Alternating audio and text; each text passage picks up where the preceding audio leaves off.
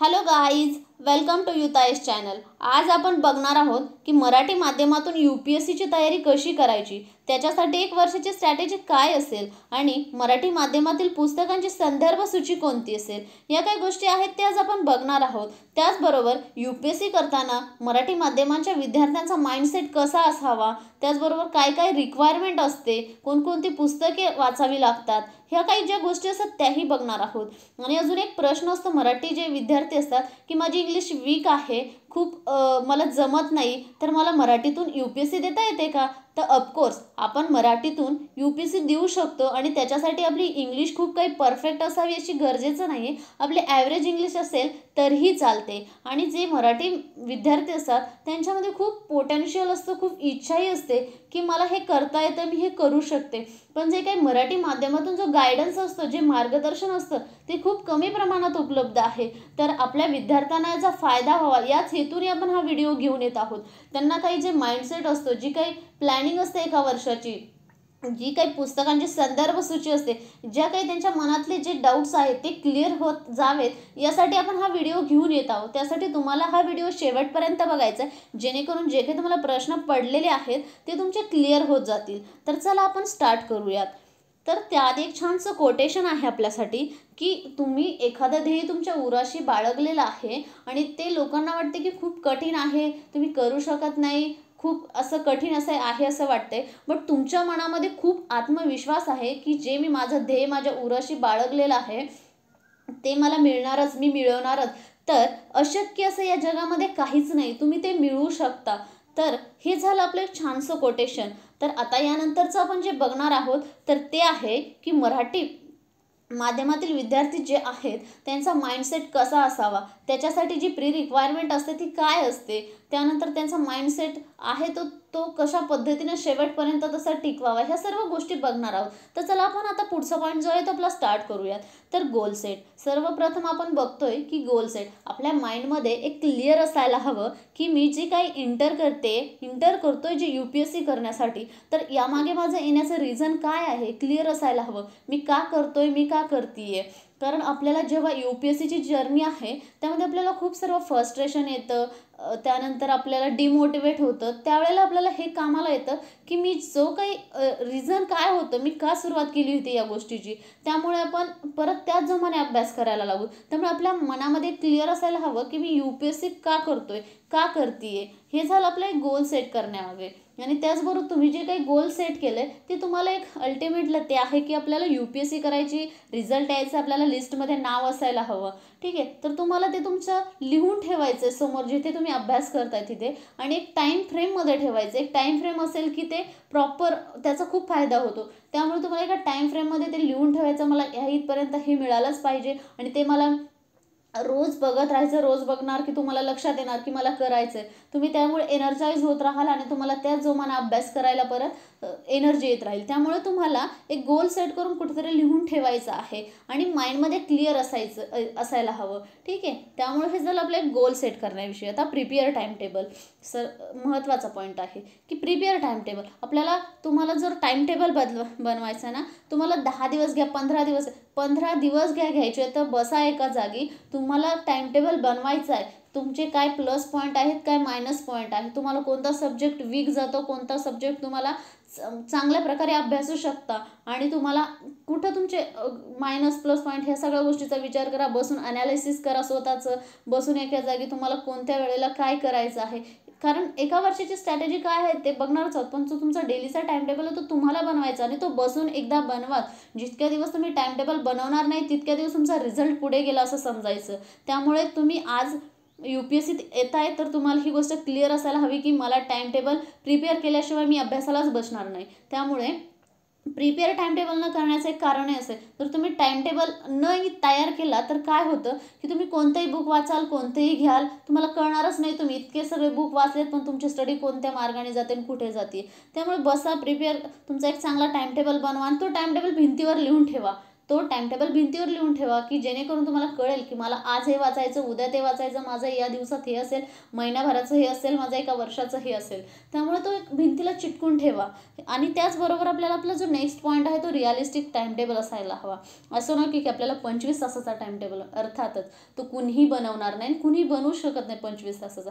त्यामुळे तुम्हाला काय करायचं आहे, साधं आपलं 12 तासाचा टाईमटेबल बनवायचा आहे. 12 तासाचा टाईमटेबल बनवणार तुम्ही, त्यामध्ये 10-12 तास खूप झाले आणि त्याच तो प्रोडक्टिव्ह क्वालिटी टाईम असेल तो त्याचंच तुम्हाला कॉन्सन्ट्रेशननं स्टडी करायची. त्यामुळे झाला आपला हा रिअलिस्टिक टाईमटेबल. आता जो नेक्स्ट पॉईंट आहे तो आहे प्रॉपरली फॉलो टाईमटेबल.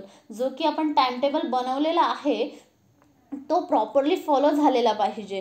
कारण आपल्याकडे म्हटलं जातं की भारतामध्ये सगळ्यात चांगले टाईमटेबल जे बनवतात ते भारतीय लोक बनवतात. एकदम प्रॉपर व्यवस्थित टाईमटेबल सुंदर बनवतात, पण ते फॉलो खूप कमी लोक करतात. जर सगळेच टाईमटेबल जर फॉलो झाले तर आज आपण सगळ्यात पुढे असू. बट नाही, पण तेच आपल्याला होऊ द्यायचं नाही. आपण जो टाईमटेबल बनवला आहे तो आपल्याला फॉलो करायचा आहे आणि तोही प्रॉपरली. त्यामुळे एक तो लिहून ठेवलेला आहे तर तुम्हाला कळेल की मला जो टाईमटेबल आहे तो मला अशा पद्धतीने फॉलो करायचा आहे. आपलं असतं पहिल्या दिवशी जोमानं अभ्यास करतो, दुसऱ्या दिवशी करतो, पण तिसऱ्या दिवशी असं वाटायला लागतं की मला नाही होते, यातून मला असं बांधून टाकल्यासारखं वाटते. बट नाही, सुरुवातीला होईल, थोड्या दिवस होतोय, होऊ द्या. 1 महिन्यात तुम्हाला सवय लागेल आणि त्याचबरोबर तुम्हालाच नंतर तुम्ही स्वतःहून त्या गोष्टी करायला लागाल. त्यामुळे तुम्हाला एक प्रॉपरली टाईमटेबल फॉलो झालं पाहिजे. सुरुवातीला जड जाते, जाऊ द्या, काही इश्यू नाही आहे. हे झालं आपला प्रॉपरली फॉलो टाईमटेबल. आता आपण याचा नंतरचा जो नेक्स्ट पॉईंट आहे तो बघणार आहोत, सेल्फ रिफ्लेक्शन. महत्त्वाचा पॉईंट आहे. जेव्हा तुम्ही आता स्टडी करताय तर तुम्ही दिवसभरात जे काय व्हॉटएव्हर जे स्टडी करताय तर त्याचं सेल्फ रिफ्लेक्शन करणं गरजेचं आहे. की जे मी काही वाचलेलं आहे, जे काही मला दिवसभरात वाचायचं होतं त्या पद्धतीनं मी वाचलंय का, आणि काही जे नाही वाचलंय ते मी त्याच्या दुसऱ्या दिवशी त्याच्यात काय इम्प्रूव्हमेंट करू शकतो. त्यानंतर तुम्हाला एका संध्याकाळी जेव्हा स्टडी होईल त्यावेळेस तुम्हाला एक 5 मिनटं काढायची आणि एक विचार करायचा आहे, मी जे सकाळी माझा दिवस अशा प्लॅनिंग केला होता त्या पद्धतीने मी जगलोय का. ऑफकोर्स आपला UPSCचा अभ्यास येतो तर त्या पद्धतीनं मी अभ्यास केला आहे का, आणि त्यानंतर मला याच्यात उद्या काय इम्प्रूव्हमेंट करायची. चुका होतात, होऊ द्या. थोडं थोडं तुम्ही सुरुवातीला चुकीतूनच शिकत जाल. त्यामुळे असं काही नाही, चुका होतील, सुरुवातीला नाही होणार, होऊ द्या. तुम्हाला दुसऱ्या दिवशी इम्प्रूव्हमेंट करा, तिसऱ्या दिवशी इम्प्रूव्हमेंट करत चला. रोज काही ना काही नवीन थोडं इम्प्रूव्हमेंट करत जा. एकाच दिवशी काही तुम्हाला सर्व येणार नाही. हे झालं आपलं सेल्फ रिफ्लेक्शन. त्यानंतरचा आपला पॉईंट आहे नेक्स्टचा आणि सर्वात महत्त्वाचा पॉईंट आहे, स्टिक टू सिलेक्टेड मटेरियल. जे पण आजपर्यंतचे तुम्ही जे टॉपर बघाल त्यांचे लेक्चर्स ऐकले असतील, त्यांचं लिहिलेलं कुठेतरी काही वाचलेलं असेल, जे पण टॉपर होते त्यांनी खूप कमी जे मटेरियल असतं, जे काही कमी पुस्तकं असतात त्याच्यात अभ्यास केलेला आहे. कमी पुस्तकामध्ये जास्तीत जास्त सराव केला त्यांनी, जास्त रिव्हिजन देत राहिले त्याला. त्यामुळं त्यांना ते खूप कमी याच्यामध्ये ते टॉपर होत गेले. त्यामुळे आपल्याला तेच करायचं आहे. सगळी पुस्तकं घेऊन नाही बसायचं. एकदा बसा, तुमचं जे काही मटेरियल आहे ते तुम्ही चूज करा. ते आपण पुस्तकांची संदर्भ सूची पुढे बघणार आहोत. तर तुम्ही ते चूज करा की तुम्हाला कोणतं हवं आहे, त्यामध्ये कोणतं नाही. आणि त्याबरोबर तुम्हाला ते चूज केले तर तुम्हाला रिझल्ट येईपर्यंत चेंज करायचं नाही. परत सांगते, रिव्हिजन. त्याला जेवढ्या वेळेस रिव्हिजन देता येईल तेवढ्या वेळेस रिव्हिजन द्या, पण चेंज काही करायचं नाही. हे झालं आपलं UPSC लिहिताना आपला माइंडसेट कसा असावा, माइंडसेट कशा पद्धतीने असल्या तरच आपण पुढे अभ्यास करायला आपल्याला म्हणजे उत्साह येत राहील. हे या गोष्टी असणंही गरजेचं आहे. त्यानंतर आपण जे आहे तिची काय आपल्या एका वर्षाची स्ट्रॅटेजी कशी असेल UPSCची काय असेल ते आपण आता आपल्या नेक्स्ट बघूयात. तर चला, जी आपली UPSCची एका वर्षाची तयारी आहे ती कशी करावी. तर जी एका वर्षाची तयारी आहे ती आपण फेजेस वाईज डिवाइड केलेली आहे. 3-3 महिन्याची एक फेज घेतलेली आहे. तर त्यानंतर तुमचा यामध्ये असेल डेली कशी अभ्यास करावा, वीकली अभ्यास कसा करावा, मंथली कसा करा. तर डेली आपल्याकडे आपण जो म्हणतो 10-12 तास, जे 10-12 तास असतात ते प्रोडक्टिव्ह क्वालिटी टाईम आपण, जो की चहा, नाश्ता, पाणी, आपलं जे काही फिरणं हे सगळं सोडून 12 तास कॉन्सन्ट्रेशनचा अभ्यास जो असतो, क्वालिटी टाईम जो असतो तो 12 तास. जर आपण त्याचे 3-3 तासाचे स्लॉट केले तर आपल्याकडे 4 स्लॉट होतील. 4 स्लॉट होतील 3-3 तासाचे. तर आपल्याला काय करायचं आहे याच्यात, जे की 9 तास आहेत, तुम्ही कोणतेही 9 तास घ्याल, त्यातून हाफ टाईम तुम्ही एक विषय घ्या किंवा तुम्हाला बोर होते तर तुम्ही 2 विषय घ्या आणि हाफ ऑफ टाईम एका विषयाला द्या. तुम्हाला जसे जमेल तसे. एक विषय तुम्ही दिवसभरात वाचत असाल तर वेल अँड गुड, बट तुम्हाला असं बोर होतं तुम्ही 2 विषय घ्या, हाफ ऑफ टाईम द्या 9 तासातला आणि राहिले आपल्याकडे 3 तास. त्यामध्ये तुम्हाला 1 तास पेपर रीड करायला, 1 तास तुमचं रिव्हिजन जाणार. रिव्हिजन सर्वात महत्त्वाचं आहे. तुम्ही जो काही स्टडी कराल तर संध्याकाळी 1 तास तुम्हाला त्याचं रिव्हिजन करायचं आहे आणि त्याचं रिव्हिजन झालंच पाहिजे.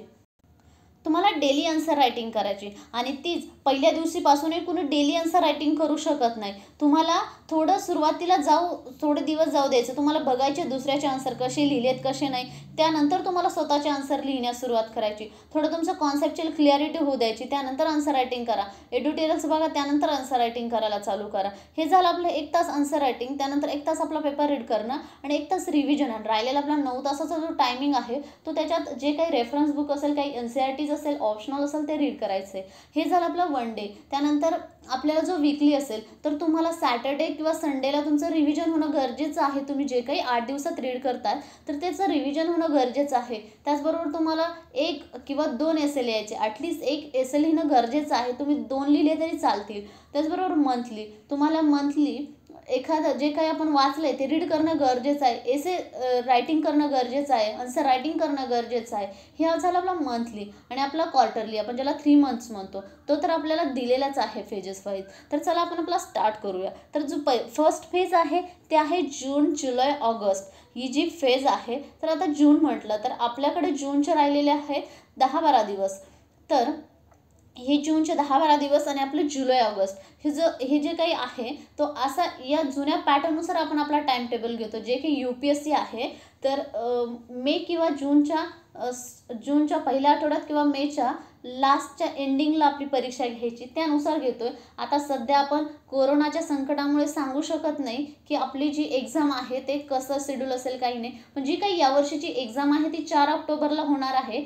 ते फिक्स पण नाही सांगू शकत, कारण कोविडची जी परिस्थिती आहे त्यानुसार चेंज होऊ शकतं. पण आपण 1 वर्षाची जी काही स्ट्रॅटेजी आहे ती मागच्या पॅटर्ननुसार घेतोय. त्यामुळे आपण इथून मेपर्यंतची आपण तयारी करतोय. त्यामुळे जून, जुलै, ऑगस्ट जे काही आपल्याकडे हे 3 महिने किंवा 2.5 महिने आहेत तर यामध्ये आपल्याला काय करायचं आहे. फर्स्टली जे NCERTs आहेत, आता NCERTs कोणत्या रीड करायच्या काय ते बघणारच आहोत आपण. यात तुम्हाला NCERTs त्यानंतर ऑप्शनल आपला मेन फोकस असला पाहिजे. मेन फोकस आपण मेन्सचीच तयारी करतो पण त्यामध्ये आपण मेन फोकस जो आहे तो ऑप्शनलला देणार आहोत. इथे जवळपास तुमचा 60 ते 70% ऑप्शनल पूर्ण होणं गरजेचं आहे. आपल्याला जास्तीत जास्त ऑप्शनल कव्हर करायचं आहे. आणि ॲडव्हान्स बुक NCERTs ऑप्शनल आणि ॲडव्हान्स बुक हे तुम्हाला रीड करायचं आहे. त्यानंतर डेली आन्सर रायटिंग तुम्हाला ठीक आहे पहिले 15 दिवस होणार नाही, पण नंतर तुम्हाला थोडं थोडं लिहायला चालू करायचं. डेली आन्सर रायटिंगमध्ये तुम्हाला एडिटोरियल्स असतात त्यामधून लिहायचं आहे. आणि ज्याचं की आपण म्हणतो की प्रश्न कुठून घेणार, तर तुम्हाला प्रश्न घ्यायचे असेल तर तुम्हाला ऑनलाईन साईट्स खूप सर्व अवेलेबल्स आहेत. तुम्ही इनसाइट सेक्युर नावाचा प्लॅटफॉर्म आहे तिथून घेऊ शकता, तिथून आन्सर रायटिंग करू शकता.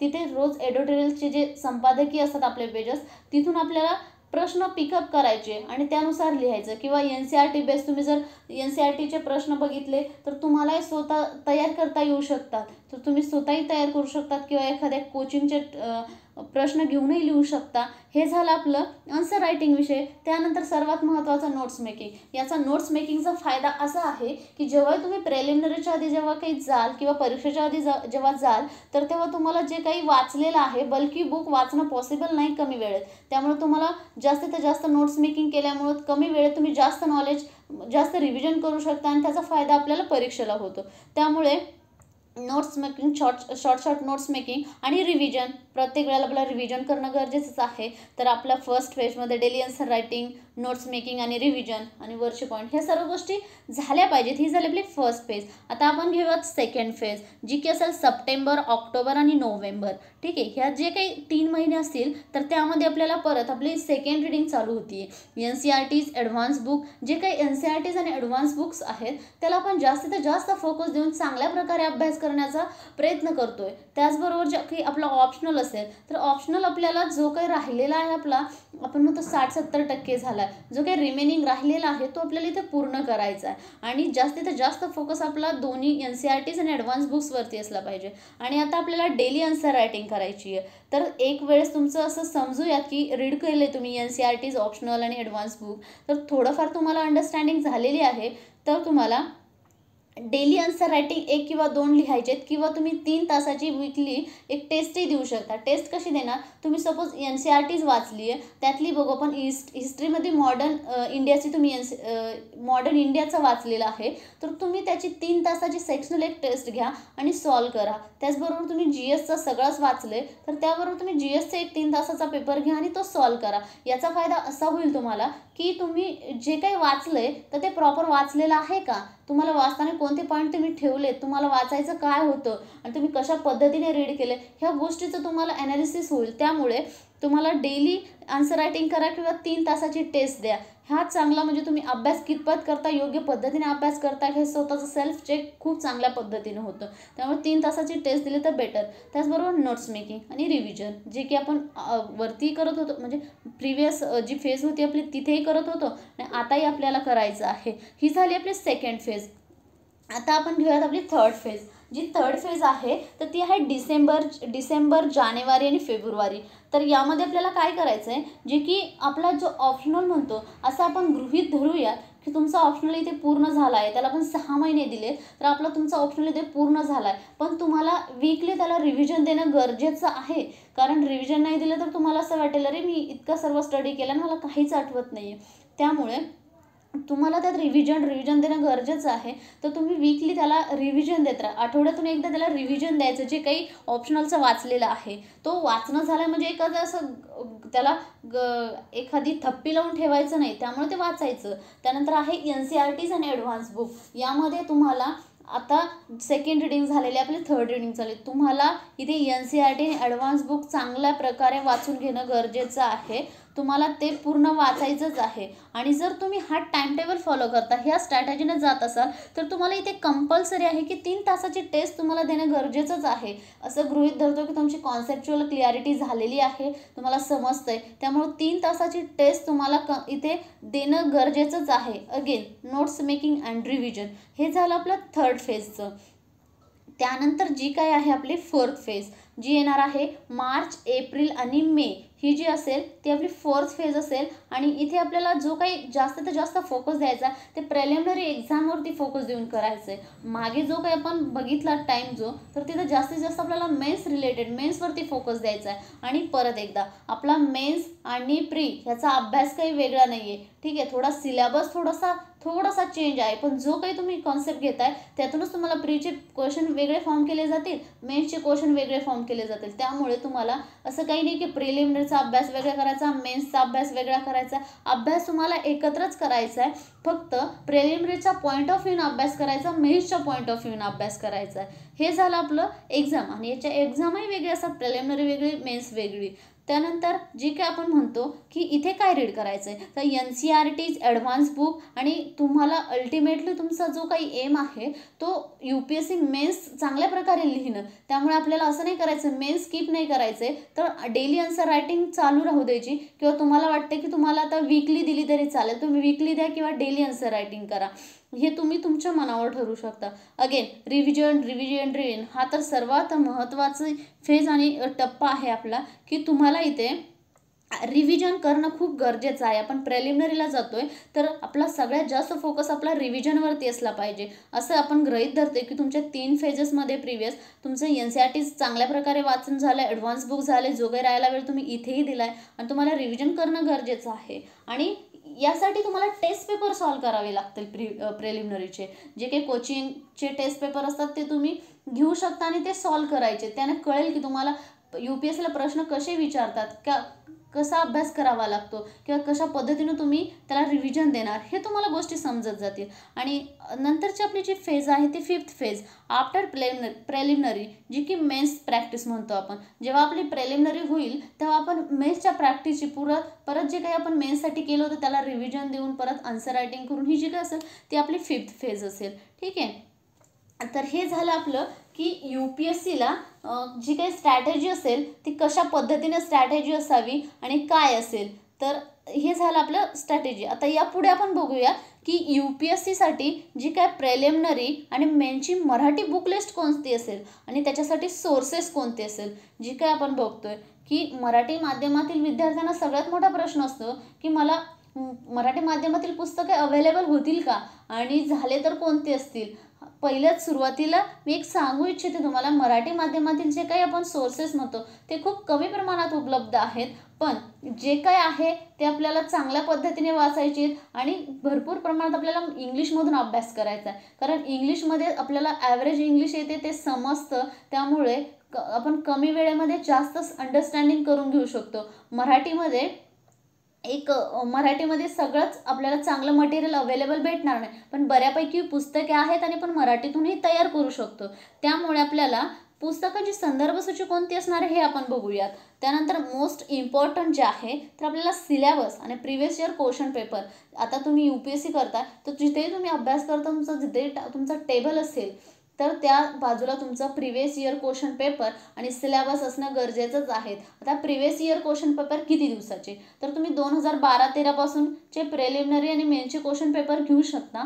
तुमच्या बाजूला ठेवायचे, ते बघायचे आणि त्यानुसार तुम्ही अभ्यास करायचा. सिलेबस त्यानुसार अभ्यास करायचा आहे आपल्याला. आता त्यानंतरचा जो नेक्स्ट पॉईंट आहे लोकसत्ता, की कोणता पेपर न्यूजपेपर जो वाचायचा तो कोणता वाचायचा. तो जो मराठी माध्यमातील जो काही आपला न्यूजपेपर असतो तो लोकसत्ता. त्यामध्ये खूप चांगल्या प्रकारे आपल्याला शब्द सापडतात, जे की तुम्ही मराठी लोकसत्ता वाचणार त्यामध्ये तुम्हाला त्याची लँग्वेज अडॅप्ट होईल. त्याचबरोबर जे काही महत्त्वाचे चांगले शब्द असतात ज्याने की तुम्ही ते शब्द तुमच्या आन्सर रायटिंगमध्ये टाकलं की तुमचा आन्सर प्रभावी होईल. त्यामुळे तुम्हाला लोकसत्ता हा कंपल्सरी मराठी पेपर आहे तो रीड करायचा आहे आणि एक इंग्लिश पेपर तुम्हाला रीड करायचा. आता यामध्ये तुम्हाला चॉईस आहे, एक तर द हिंदू किंवा इंडियन एक्सप्रेस. हे दोन्ही पेपर इंग्लिशमध्ये असतात, त्यामुळे तुम्हाला तुमच्या मनावर आहे की तुम्हाला कोणता पेपर रीड करायचा. द हिंदूची जी लँग्वेज असते ती थोडी टफ असते आणि इंडियन एक्सप्रेसची थोडी इझी असते. बट मला जर पर्सनली विचारलं मी कोणता रीड करते तर मी द हिंदू आणि लोकसत्ता हे 2 पेपर रीड करते. आता तुमच्यावर डिपेंड करतं की तुम्हाला कोणते पेपर रीड करायचे. हे झालं आपलं सिलेबस, क्वेश्चन पेपर आणि कोणती न्यूजपेपर रीड करायचं. आता आपण चला नेक्स्ट पॉईंट घेऊयात. आता आपण बघणार आहोत की जे जनरल स्टडीज फर्स्ट म्हणतो त्याची काही पुस्तकांची संदर्भसूची कोणती असणार आहे. त्यात ते सेक्शन वाईज डिव्हाइड झालेलं आहे, जे की आपण ज्याला इतिहास, भूगोल आणि समाजशास्त्र म्हणतो. या 3 विषयामध्ये असं तो GS फर्स्ट हा डिव्हाइड झालेला आहे आणि त्याच्यासाठी कोणकोणती संदर्भसूची मराठीमध्ये असेल ते बघणार आहोत. पण सर्वप्रथम आपण इथे एक पॉईंट घेऊयात, जे की आपण बुक्स घेणार आहोत, जी संदर्भसूची घेणार आहोत. तर काही जे इंग्लिश बुक आहे त्याचा मराठीमध्ये अनुवाद आहे, त्यामुळे आपल्याला इंग्लिशही घेणं गरजेचं आहे आणि मराठी घेणे. याचा फायदा असा की जी काही आपली प्रश्नपत्रिका येते प्रिलिमिनरी आणि मेन्स हिंदी आणि इंग्लिश लँग्वेजमध्ये येते, मराठीमध्ये येत नाही. तर त्यामुळे जे काही शब्द असतात ते आपल्याला ॲडॉप्ट व्हावे, त्यानंतर आपल्याला ते कळावेत ते शब्द, किंवा त्या माइंडसेटने आपण बघावं. कारण अचानक असं होऊ नये मी मराठीत वाचल्याने मला इंग्लिशचा शब्दच कळत नाही. त्यामुळे आपल्याला इंग्लिश जवळ असणे गरजेचं आहे आणि मराठी त्याचा मेन्सला फायदा होईल. सपोज असं होतं की तुम्हाला मराठीमधला एखादा पॉईंट समजत नाही आहे तर तुम्ही तोच इंग्लिशच्या त्याच चॅप्टरमध्ये जायचं आणि तो रीड करायचा. तुम्हाला तिथेही चांगल्या प्रकारे समजू शकतं. कधी कधी आपल्याला मराठी प्रॉपरली समजत नाही कधी कधी एखादा पॉईंट, त्यामुळे इकडे जाऊन तुम्ही समजून घेऊ शकता. असं काही नाही आहे की तुम्हाला की एकच मराठीत वाचायचं, दोन्ही घ्यायचं आहे. आणि आधी आपण बोललो की मराठीमध्ये सगळ्यात चांगल्या प्रकारचं उपलब्ध नाही आहे, खूप जे कमी प्रमाणात आहे, पण तेच घेतलेलं जे आहे तेच घेतलेलं आहे आपण. हे झालं आपल्याला जे की आपली बुक लिस्ट. आणि आता मी पुढे सांगलच की कोणती बुक लिस्ट ही प्रिलिमिनरीसाठी आणि कोणती मेन्ससाठी, आपण सगळी कंबाईन घेतलेली आहे. तर पहिला जो पोर्शन आहे आपण तो घेतो इतिहास, ज्याला की आपण हिस्ट्री म्हणतो.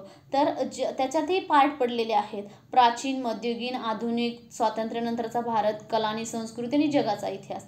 तर याच्यामध्ये आपल्याला जे इतिहास म्हणतो तर त्याच्या ज्या NCERTs आहेत 6वी ते 12वी आपल्याला पूर्ण NCERTs घ्यायच्यात. आणि आता यातही तुम्ही विचाराल की जुन्या NCERTs घ्यायच्यात की नवीन, तर तुम्ही याच्यात नवीन NCERTs घेऊ शकता, त्यातही चांगल्या प्रकारे दिलेलं आहे. त्यानंतर जो प्राचीन इतिहास म्हणतो आपण तर त्याच्यामध्ये दिलं आर.एस. शर्मा सरांची जी काही ओल्ड NCERT आहे, मध्ययुगीनची सतीशचंद्र सरांची आहे आणि आधुनिक यांची बिपिनचंद्र सरांची आहे. आणि ह्या तिन्ही NCERTचा मराठी अनुवाद उपलब्ध आहे, तुम्ही ते घेऊन येऊ शकता. त्यानंतर आधुनिक भारताचा इतिहास, India struggle for independence, Bipin Chandra सरांचं हे बुक आहे. ते इंग्लिशमध्ये पण आहे आणि मराठीमध्ये पण आहे. तुम्ही ते मराठीतलं घेऊ शकता, इंग्लिशची घेण्याची गरज नाही आहे. त्याला आपण इंग्लिशसाठी जे आहे प्रिलिमिनरीसाठी त्याला दुसरं घेणार आहोत. त्यामुळे तुम्ही मराठी माध्यमातलं बुक घेऊ शकता, ज्याने की तुम्हाला मराठीची जास्तीत जास्त तयारी तुम्ही त्यातून करू शकता आन्सर रायटिंगची. आणि प्रेलिमिनरीसाठी जे आहे ते स्पेक्ट्रम नावाचं राजू आहेर सरांचं जे फक्त इंग्लिशमध्येच उपलब्ध आहे. ते एकदम छोटं बुक आहे, चांगलं बुक आहे. त्यातून प्रेलिमिनरीचं चांगल्या प्रकारे इतिहास कव्हर केलेला आहे, त्यामुळे मॉडर्न इंडियाचं. त्यामुळे तुम्हाला तो स्पेक्ट्रम घ्यावाच लागणार आहे. त्यानंतर स्वातंत्र्यानंतरचा भारत, जे की बिपिनचंद्र सरांचं आहे. तुम्हाला यात इंग्लिशही अवेलेबल आहे आणि मराठी पण आहे. पण मी पर्सनली असं सांगते की तुम्ही फक्त मराठी माध्यमातलं घ्या, इंग्लिशचं घेण्याचं गरजेचं नाही आहे. याच्यावरती खूप कमी प्रश्न पडतात आणि तुमच्याकडे मराठी असेल तरी तुम्ही ते वाचून थोडं थोडं कव्हर करू शकता. आणि अगेन आपलं जो की आपण आधुनिक भारताचा इतिहास बिपिनचंद्र सरांचं जे मेन्ससाठी बघितलं होतं, त्यातले तुम्हाला फर्स्ट टू लास्ट चॅप्टर नाही रीड करायचे, खूप सिलेक्टेड चॅप्टर रीड करायचे आहेत. तर तुम्हाला त्यातून तुम्ही एक तर कमेंट बॉक्समध्ये तुम्हाला जे काही चॅप्टर्स आहेत ते कोणते आहेत ते विचारू शकता, किंवा स्वतः तुम्हाला जेव्हा सिलेबस किंवा क्वेश्चन बघसाल तेव्हा कळून जाईल की कोणकोणते यातले आपल्याला चॅप्टर्स घ्यायचेत आणि कोणकोणते महत्त्वाचे. आणि जर नाहीच समजलं तर तुम्ही कमेंट सेक्शनमध्येही विचारू शकता, तुम्हाला ते सांगितलं जाईल. ठीक आहे. कला आणि संस्कृती याच्यासाठी एक फाईन NCERT आहे, ती तुम्हाला छोटी NCERT बऱ्यापैकी कव्हर केलेलं आहे. तुम्ही त्यातून वाचू शकता, रीड करू शकता. आणि अगेन थोडं ॲडव्हान्स जर विचारलंच असेल तर नितीन सिंघानिया सरांचं आहे. यात आपल्याला first to last page read करत बसायचं नाही, खूप आपल्याला कमी रीड करायचं आहे आणि त्यातलं सिलेक्टेड टॉपिकच रीड करायचे. ठीक आहे. तर तुम्हाला कला आणि संस्कृती. आता जगाचा इतिहासमध्ये आपल्याला जे काही NCERTs आहेत, जे की आपण न्यू NCERTs म्हणतो, त्यातून बऱ्यापैकी कव्हर होतं. त्यानंतर करंट अफेअर, जे ॲडव्हान्स काही विचारलं जातं ते करंट अफेअरमध्ये कव्हर होतं. आपले जे एडिटोरियल्स असतात त्यातूनही बऱ्यापैकी कव्हर होतं. आणि विजन IASचे जे मंथली मॅगझिन्स असतात त्यामध्ये जगाचा इतिहासाचे काही जे पॉईंट्स असतात, करंटचे इश्यू, ते चांगल्या प्रकारे कव्हर केले असतं. तुम्ही त्यामुळे विजन IASचं मॅगझिन रीड करू शकता. हे जे काय आहे ते झालं आपलं जनरल स्टडीजचं. जो हिस्ट्रीचा पोर्शन आहे त्याविषयीची जी काही बुक लिस्ट, प्रिलिम आणि मेन्स या गोष्टींची आपल्याला इथे बुक लिस्ट भेटलेली आहे. आता आपण आपला जो नेक्स्ट जो सेक्शन आहे तो बघतोय, समाजशास्त्र, सोशिओलॉजी. यामध्ये 11th आणि 12th जी NCERTs आहेत, जी की समाजशास्त्र म्हणतो आपण, तुम्हाला ते वर्ड ना वर्ड, त्यानंतर जे सेंटेन्सेस रीड करायचं आहे. त्यामुळे तुम्हाला खूप तुमची बेसिक एकदम चांगल्या प्रकारे परफेक्ट होईल. आणि करंट अफेअरला जे काही ॲडव्हान्स जे काही विचारलं जाईल आपल्याला एक्झाममध्ये, ते तुमचं करंट अफेअर आणि जे काही एडिटोरियल्स येतात रोजचे त्यामधून तुमचं रीड होईल, ज्याला आपण संपादकीय म्हणतो. ठीक आहे. हे झालं तुमचं समाजशास्त्र विषय. त्यानंतर जिओग्राफी, ज्याला आपण भूगोल म्हणतो, त्यामध्ये तुम्हाला सर्वात महत्त्वाचं इथे 6 to 12th NCERTs मॅक्झिमम प्रश्न आपल्याला UPSCला इथूनच विचारले जातात प्रिलिमिनरीला. त्यामुळे तुम्हाला 6 to 12th NCERT खूप चांगल्या प्रकारे वाचणं, रिव्हिजन करणं गरजेचं आहे. आणि जे काही GC लिओन सरांचं इंग्लिशमध्ये तुम्हाला प्रिलिमिनरीसाठी बुक आहे ते तुम्ही वाचू शकता. त्यातले महत्त्वाचं जे काही आहेत पॉईंट ते तुम्ही पिकअप करायचे आणि ते वाचून थोडंसं छोटे नोट्स मेकिंग करायची आणि त्यातून तुम्ही ते एक्झामसाठी पुरेसं आहे. त्याचबरोबर तुमच्याकडे ॲटलास असणं गरजेचं आहे. एक तर तुम्ही ऑक्सफर्डचा घेऊ शकता किंवा ब्लॅक सॉनचा घेऊ शकता. तुम्हाला जो काही ॲटलास घ्यायचा तो घ्या. त्यानंतर त्याच्यामध्ये आपल्याला मेन्स लिहायचं आहे. तर जिओग्राफी ऑफ इंडिया माजीभूषण सरांचं आहे. तुम्हाला यात मराठी, हिंदी आणि इंग्लिश तिन्हीमध्ये अवेलेबल आहे. तर तुम्हाला फक्त यातलं तुम्हाला मराठीमधलं घ्यायचं आहे, कारण तुम्ही इंग्लिशमध्ये प्रिलिमिनरीसाठी GC लिओन सरांचं घेताय, तुमच्याकडे NCERTs आहे बेसिकसाठी. तर तुम्हाला जे काही मेन्स लिहायचे आहे त्यातून तुम्हाला शब्द सापडावे, जे काही लँग्वेज आहे ती अडॉप्ट व्हावी, त्यासाठी तुम्हाला जिओग्राफी ऑफ इंडिया माजीभूषण सरांचं मराठीमध्ये घेणं गरजेचं आहे. तर हे झालं आपलं इतिहासाचं, समाजशास्त्र आणि जिओग्राफी, म्हणजे ज्याला आपण भूगोल म्हणतो, की GS फर्स्टमध्ये हे 3 सेक्शन आहेत. आणि याची तुम्हाला प्री आणि मेन्स दोन्हीची आपल्याला बुक लिस्ट इथे दिलेली आहे. आता आपण बघणार आहोत इंडियन पॉलिटीचं, की जे जे की जनरल स्टडीजचा जो पेपर आहे GS2, त्यामध्ये हा सेक्शन वाईज डिवाईड झालेला आहे आणि त्यामध्ये आपण बघणार आहोत की जे इंडियन पॉलिटी आहे तर त्यामध्ये आपल्याला M लक्ष्मीकांत सरांचं घ्यायचं. त्यामध्ये आपल्याला मराठी आणि इंग्लिश दोन्हीमध्ये उपलब्ध आहेत आणि आपल्याला ते दोन्ही जवळ असणं गरजेचं आहे. तर जेच की आपल्याला जे इंग्लिश आहे ते आपल्याला प्रिलिमिनरीसाठी फायद्याचं होईल आणि जे काही आपलं मराठी आहे ते मेन्ससाठी आपल्याला फायदा होईल त्याचं. जे की आपल्याला प्रिलिमिनरी सोडताना जे काही शब्द अडकतील किंवा अचानक आपण वाचतोय समजत नाही ते आपल्याला समजेल. त्यामुळे आपल्याकडे दोन्ही पुस्तक असणे गरजेचे आहे. त्याबरोबर सेकंड ERCचा 6th रिपोर्ट जो की लोकल गव्हर्नन्सवरती आहे. जो सेकंड ERC आहे ते आपल्याला ऑनलाईनही उपलब्ध होईल किंवा एखाद्या झेरॉक्स सेंटरवरही उपलब्ध होईल. त्यामुळे आपल्याला सेकंड ERCचा 6th रिपोर्ट घ्यायचा आहे जो की लोकल गव्हर्नन्सवरती आहे. आणि अगेन हा जो काय आहे तो डायनॅमिक पोर्शन आहे. त्यामुळे आपल्याला करंट अफेअरमधून जास्तीत जास्त कव्हर होईल. त्याचबरोबर जे काही आपले एडिटोरियल्स आहेत आणि विजन IAS जे मॅगझिन आहे त्याच्यामध्येही आपल्याला याचा जो काही पोर्शन आहे तो कव्हर होत जाईल. हे झालं आपलं इंडियन पॉलिटी विषय.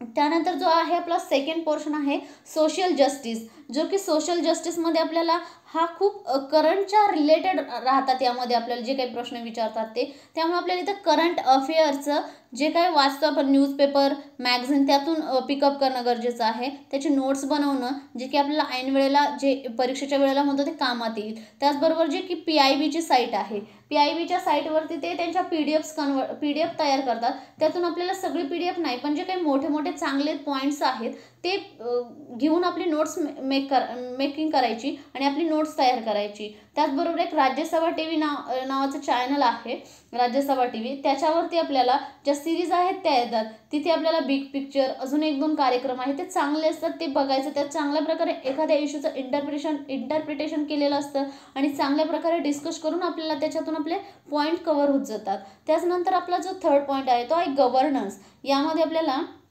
Second ERCचा report. यामध्ये मी तुम्हाला काही रिपोर्टचे नाव आहेत ते सांगते जे की 1, 4, 9, 10, 12 हे जे रिपोर्ट्स आहेत त्याची समरी रीड करायची. जो की आपला पहिला जो रिपोर्ट आहे तो एथिक्स आणि गव्हर्नन्स आणि जो फोर्थ आहे तो राईट टू इन्फॉर्मेशन. हे जे असे आपले जे रिपोर्ट आहेत त्याचे नाव आहेत त्या नावाचे रिपोर्ट्स आहेत ते घेऊन यायचे. त्यानंतर करंट अफेअर वाचायचे, PIBची साईट बघायची, विजन IAS आणि RS TV हे सगळे जे काही सोशल जस्टिस आणि गव्हर्नन्स ह्या ज्याचं आहे ते थोडंपैकी कॉमन आहे ते आपण बघू शकतो.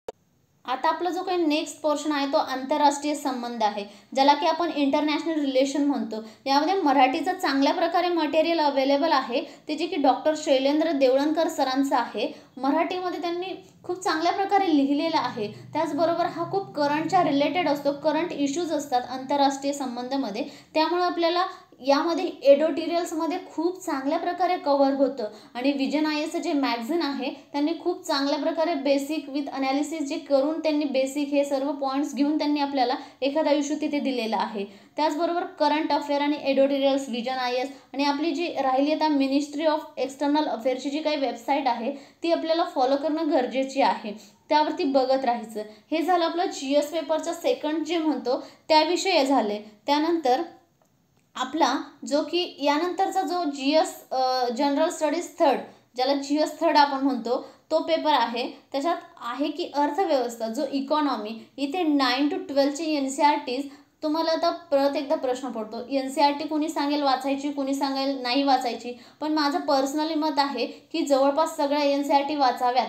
का तर याचा फायदा असा असतो की ज्या NCERTs वाचतो आपण भलेही साध्या एक बेसिक मराठी बॅकग्राऊंडचं असो किंवा एखादं खूपही मोठा टॉपर दुसरं कोणत्या बॅकग्राऊंडचं असू दे पण त्याच्यातली जी लँग्वेज असते ती खूप टफही नसते आणि जी काही इझी लँग्वेज असते आपल्यालाही समजेल. आणि जे काही खूप टफ लिहिण्याची सवय असते एखाद्याला तेही UPSCला गरजेचं नसतं.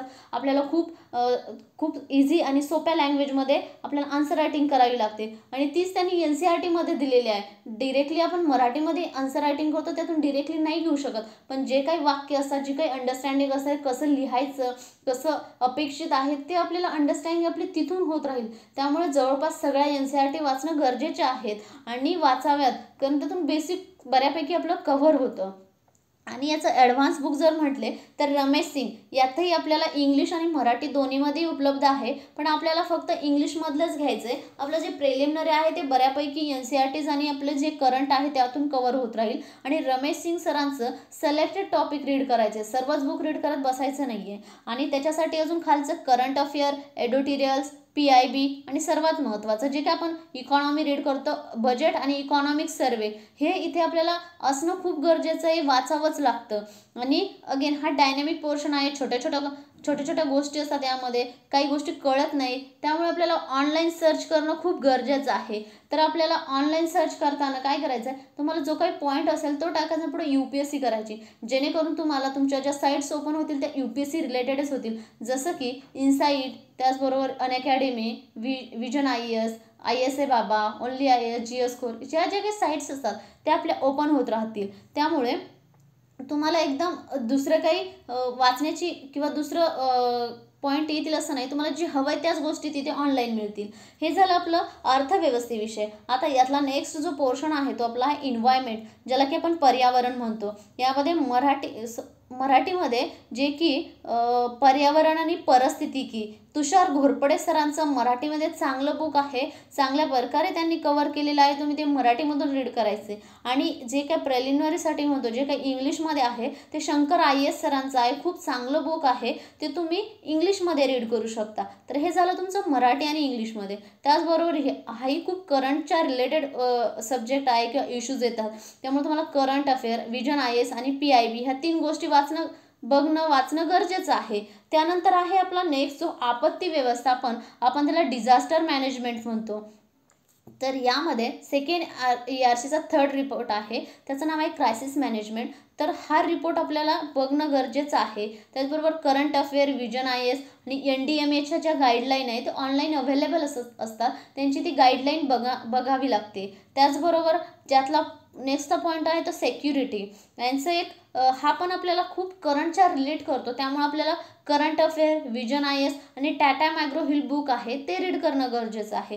हे झालं आपलं जनरल स्टडीज किंवा GS 3rd विषय. आता आपण बघणार आहोत की जनरल स्टडीज GS 4 यामध्ये काय आहे. तर एथिक्स, इंटिग्रिटी आणि ॲप्टिट्यूड, ज्याला आपण नीतिशास्त्र, एकात्मता, नैसर्गिक क्षमता आणि असं म्हणतो याला, की जे मराठीमध्ये आहे. आणि त्यांचं जे काही बुक आहे ते अपर्णा दीक्षित आणि सुश्रुत रवीश यांचं हे जे बुक आहे ते मराठीमध्ये अवेलेबल आहे. आणि तुम्हाला काही याचं आता एथिक्सचं सांगायचं म्हटलं तर तुम्हाला जो काही शब्द असतो इंग्लिशमध्ये, सपोज एथिक्स, तर तुम्हाला त्याचा मराठी शब्द माहीत असणं गरजेचं आहे, त्याला नीतिशास्त्र म्हणतात.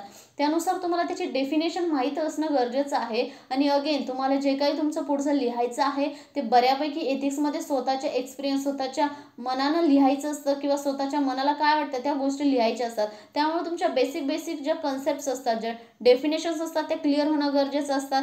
त्या तुम्हाला ह्या बुक्समध्ये होतात, जे की तुम्हाला इंग्लिश आणि त्याचा मराठी मिनिंग दिले आणि खाली त्याची डेफिनेशन दिली, ते तुमचं या गोष्टीतून कव्हर होणार. आणि त्याचबरोबर केस स्टडीसाठी तुम्ही रोज न्यूजपेपर रीड करताय तर केस स्टडीज तुम्हाला रोज त्याची एक नोट तयार करायची, एक बुक घ्यायचं आहे, नोटबुक घ्यायची आणि ते लिहून ठेवायचं आहे की ही केस स्टडी इथे अशी तुम्हाला ते रिलेट करायचे. आणि अगेन केस स्टडीज कशी करणार काय, तर तुम्हाला प्रिव्हियस इयरचे क्वेश्चन पेपर बघावे लागतील की त्याला कशा प्रकारे त्यांनी केस स्टडीज विचारलेली आहे आणि त्यानुसार तुम्हाला केस स्टडीज बघावी लागणार आणि लिहून ठेवावी लागणार. हे झालं आपलं GSचे जे काही 4 पेपर असतात त्याच्याविषयी, की जे आपल्याला रेफरन्स बुक किंवा आपण ज्याला बुक सोर्स म्हणतो, कोणती मराठीत आहे आणि कोणती इंग्लिशमध्ये आहे आणि तुम्हाला कोणती आहे. तर मी असं समजते की तुम्हाला जे काही प्रश्न असतील ते पूर्ण तुमचे डाऊट क्लिअर झाले असतील. आणि असं वाटते की तुम्हाला की मला हा पॉईंट समजलेला नाही आहे किंवा मला अजूनही काही डाऊट आहे, तर तुम्ही कमेंट बॉक्समध्ये लिहून पाठवू शकता की हा डाऊट आहे. किंवा एखाद्या चॅप्टरचा तुम्हाला, एखाद्या पुस्तकाचा चॅप्टर कोणता घ्यायचा किंवा तुम्हाला कोणते सिलेक्टेड टॉपिक्स आहेत ते जर विचारायचं असेल तुम्ही कमेंट बॉक्समध्ये विचारू शकता. त्यामुळे तुम्हाला हा जो काही आमचा आणण्याचा प्रयत्न आहे व्हिडिओ मराठी माध्यमातून, तो तुम्हालाही फायद्याचा हवा, तुमच्या मित्रमैत्रिणींनाही फायद्याचा हवा. त्यामुळे तुम्हाला तो लाईक पण करायचा, शेअर पण करायचा, जेणेकरून हा फायदा दुसऱ्यांनाही व्हावा जितका तुम्हाला होतोय तितका. आणि त्याचबरोबर तुमच्या काही ज्या क्युरीज असतील, जे काही प्रश्न असतील, तुम्ही तुमच्या कमेंट बॉक्समध्ये तुम्ही विचारू शकता. ठीक आहे, धन्यवाद.